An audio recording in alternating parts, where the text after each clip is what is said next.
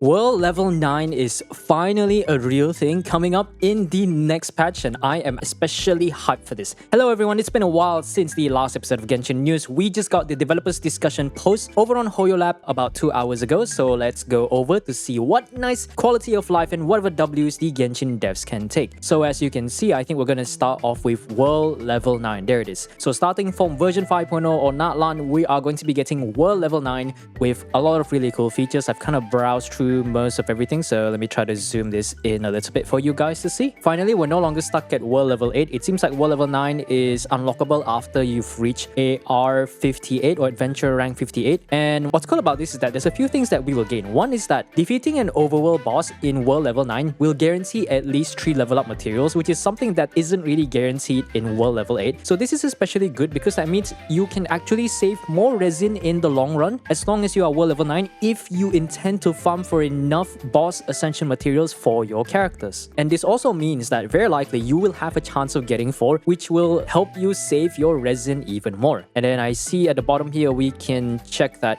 starting from version 5.0, the basic drop rates for these opponents will be optimized. So basically Spectres, Abyss Mages, Nobushis, Karagis, and all the other Ruin enemies. But I would say the most important one for this would probably be Spectres and the Karagis and Nobushis, because God forbid there are so many Inazuma characters that use these 2 drops that thankfully I'm not that person, but I can imagine many others who try to like pull for Inazuma characters. They want to farm them up to very high. They just simply could not get enough of their materials. So this is an overall good change to the game. Now I think we should have a bunch of other stuff. Now this one I think is especially good. So regional specialty tracking function and increased total map pins limit. So this is especially good because usually when you want to find the local specialty to ascend your characters, you would have to refer to the interactive map or rely on certain characters with an exploration passive that reveals the location of these specialties. So this time around in version 5.0, there is an option that you can see right here is that you can press the go to collect button and it will highlight all the local specialties within the nearby area. And after you collect all of them that is already tracked right now, there will be new areas or blue circles to show you where the other locations are for the regional specialty that you would like to find. And of course, we're also going to be getting a map limit upgrade from, I believe, is it 200 to 250,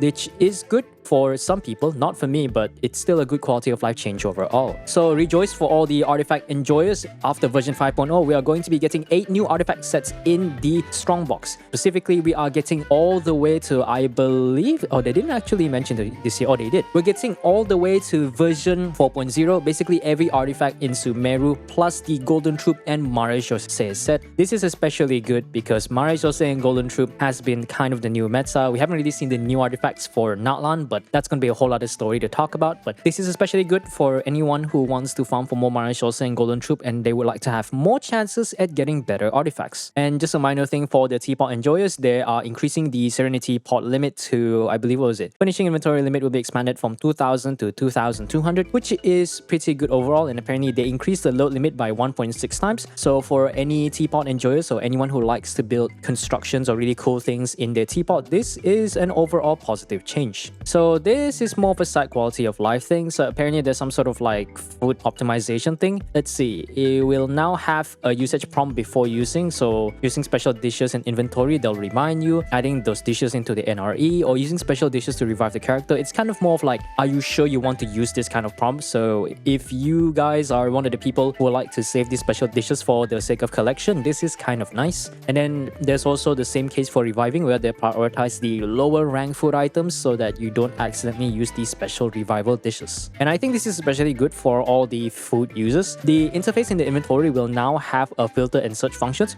which makes it much easier for you to look for specific types of dishes like attack buffing, defense buffing, or damage buffing potions, etc. So I think this is especially good. Now we do have some nice optimization or some interface optimization going on. So they added a new display that shows you how much condensed resin you have when you're crafting with the crafting table, so that you don't accidentally make like too much condensed resin, or you can craft without exceeding the limit. And this is also another nice quality of life improvement for the weapon enhancement. Usually when you get the excess XP, they will just show you a screen telling you these are the extra ores that you get from the leftovers, but now they just show it from the regular pickup kind of icon. So that's a very nice small thing. So forging interface, apparently this is another minor thing. Every time you want to forge something or you enter the forging interface, they'll automatically select the maximum amount that you can forge. So I guess that is pretty nice. And some other extra stuff that you can read by yourself. Now, a slight optimization for the personal profile display for friends or anyone who wants to show what their account is like. They increase the amount of characters you can display from 8 to 12, and I believe you can also show your, I think there's a new statement here. You can show or display how many characters you have at maximum friendship level, what is your record for Imaginarium Theatre and Spiral Abyss, and I believe there's also a setting where you can actually display the constellation level of your character. So this is kind of nice so that you can actually view the details of someone's, like you say, your friend's character without really having to go too deep into it. And there's another quality of life feature for